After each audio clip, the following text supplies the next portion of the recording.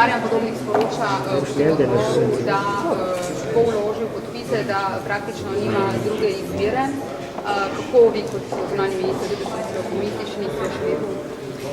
Ja, glejte, jaz sem vesel, da je OZP soglasno sprejel sklepe o zaščiti slovenskih interesov o postopanju Hrvaške, pristopanju k Severnoatlantski pogodbi, vključno z glasovi Slovenske ljudske stranke, kar bi nas moralo navdati z optimizmom.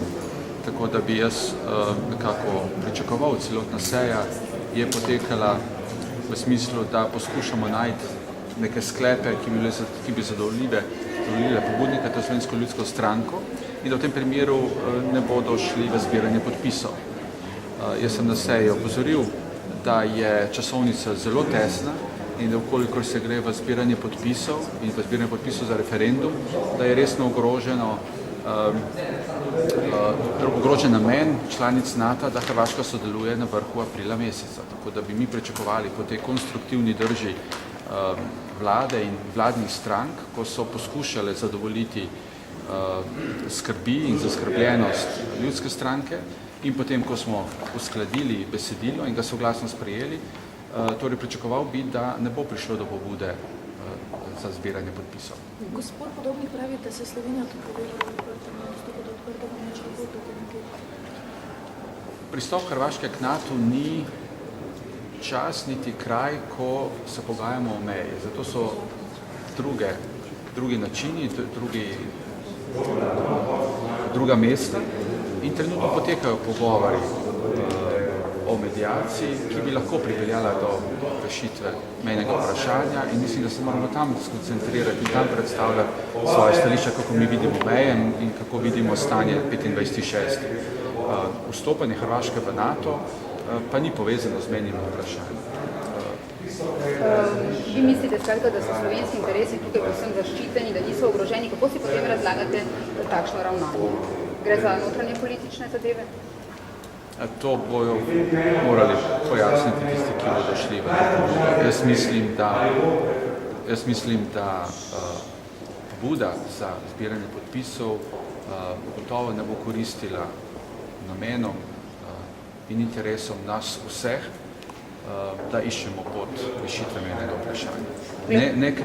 Ne krepi pozicije Slovenije v mednarodni skupnosti, ne krepi pozicije Slovenije znotraj medijacije, mogoče je celo onemogoča, tako da ne vidim to kot konstruktivno dejanje. Ste imeli kaj klicov iz drugih članic NATO pakta, ameriški veleposlanik se kontaktiral, vse pač NATO zanima, kaj se tukaj dogaja. Države članice zelo pozorno spremljajo z določeno majhno nervozo, kaj se dogaja tukaj v Sloveniji. NATO vrh predviden je vrh slovesnosti, 60-letnice NATO in vrh nekakšne obnovitve odnosov, pa nekih novih odnosov med Ameriko in Evropo. Prvič bo prišel predsednik Obama v Evropo in mislim, da države NATO ne bi želeli, da bi bil vrh zaznamovan z majhno krizo, ker Hrvaška ne bo vstopila. Gospod Podobnik je rekel, da bo v vsakem primeru pač vložil te podpise in počakal do četrtka.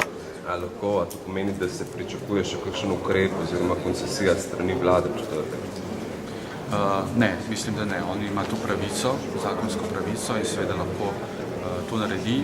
Vlada se je glede predloga sklepa SLS odločila na dopisni seji in sklepi, ki so bili sprejeti, so v skladu s stališči vlade in mislim, da tukaj ne bo nobenih sprememb. Ste pričakovali, da bi Marjan Podobnik danes vendarle vstopil po tem sprejetju sklepa? Pričakovali bi, da kolikor poskušamo uskladiti neko besedilo, ki je na koncu ustreza Slovenski ljudski stranki. Pričakovali bi, da v takem primeru ta tihi dogovor se uresniči, to je, da ne grejo v zbiranje podpisov. Seveda, pričakovali smo, da bomo videli.